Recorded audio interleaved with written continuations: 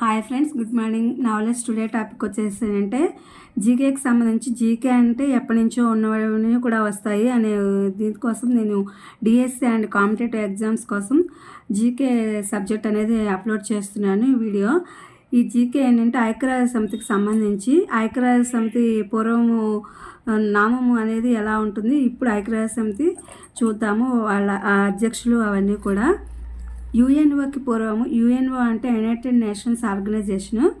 యుఎన్ఓకి పూర్వము ప్రపంచ శాంతి స్థాపన కొరకు మొదటి ప్రపంచ యుద్ధం 1914, 1918 తర్వాత వెర్సలేస్ ఒప్పందం ద్వారా 1920 జనవరి 10న ఏర్పడిన సంస్థ నానాజాతి సమితి అనమాట. ఫస్ట్గా ఈ యొక్క ఐక్యరాజ్య సమితి కన్నా ముందే ఏర్పడినటువంటి సమితి ఏంటంటే నానాజాతి సమితి. ఇది మొదటి ప్రపంచ యుద్ధ కాలంలో దీన్ని ఏర్పాటు చేశారు. ఇది 1914, 1918 తర్వాత వెర్సలేస్ సంధి ఒప్పందం ద్వారా 1920 జనవరి 10న ఏర్పడినటువంటి సంస్థ నానాజాతి సమితి అనమాట.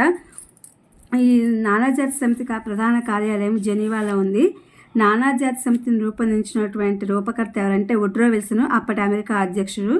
నానాజాతి సమితిలోనే ఉండే అంగాలు ఏంటంటే అవి 3 అనమాట. అవి అసెంబ్లీ, సమితిలో సభ్య దేశాలు అన్నీ పాల్గొంటాయి అసెంబ్లీలో. 2 వచ్చేసి council, Britain, France, Italy, Japan, బిఎఫ్ఐజేలు సభ్య దేశాలుగా ఉంటాయి ఇందులో.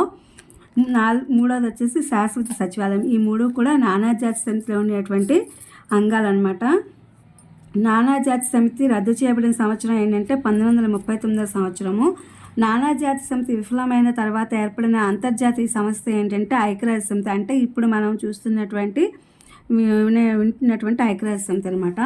ప్రపంచం నందు వివిధ దేశాల మధ్య శాంతి, మైత్రి, స్నేహభావం వాతావరణం నెలకొల్పుటకు మానవ జాతి మనుగడ కొరకు ఏర్పడిన అంతర్జాతీయ సంస్థ అనేది యుఎన్ఓ అనమాట. ఇది యుఎన్ఓ అనేది వీటన్నిటి కోసం ఏర్పడింది.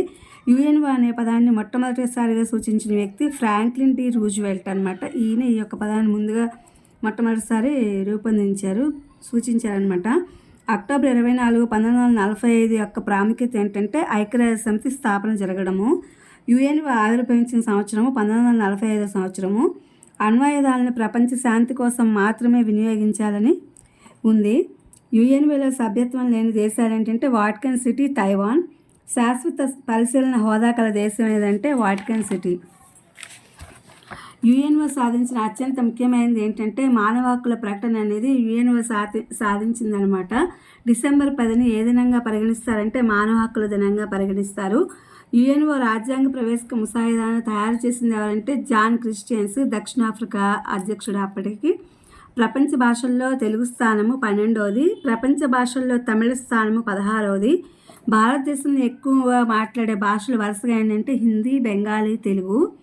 యుఎన్ఓలో 7వ భాషగా హిందీని చేర్చడానికి ప్రయత్నిస్తున్న దేశం ఏదంటే భారతదేశము.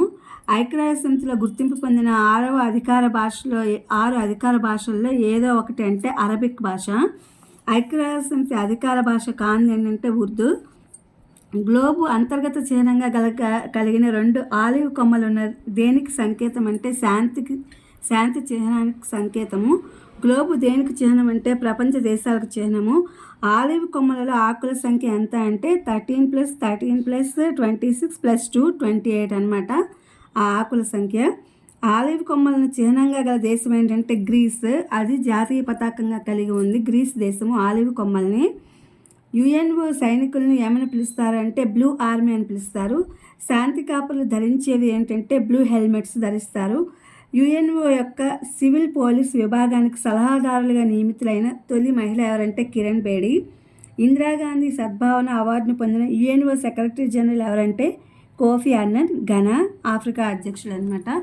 ఇది ఇవాళకి ఈయనకి నోబెల్ శాంతి బహుమతి కూడా వచ్చింది. ఇది ఇవాళ ఐక్యరాజ్య సమితికి సంబంధించినటువంటి జీకే. ఫస్ట్లో నానాజాతి సమితిగా, తర్వాత ఐక్యరాజ్య సమితిగా, అలాగే నానాజాతి సమితిలో ఉన్నటువంటి అంగాలు అట్లాగే ఐక్యరాజ్య సమితిలో కూడా ఉన్నాయి. అది ఆర్థికంగా మామూలుగా శాంతికి సంబంధించి అసెంబ్లీ సమావేశాలు, కౌన్సిల్స్ అన్నీ కూడా ఇప్పుడు ఐక్యరాజ్య సమితిలో కూడా కొన్ని అంగాలు ఉన్నాయి. వాటిని కూడా నేను తర్వాత వీడియోలో అప్లోడ్ చేస్తాను. Please my channel like, share, subscribe and comment. Thank you for watching. Thank you for our support.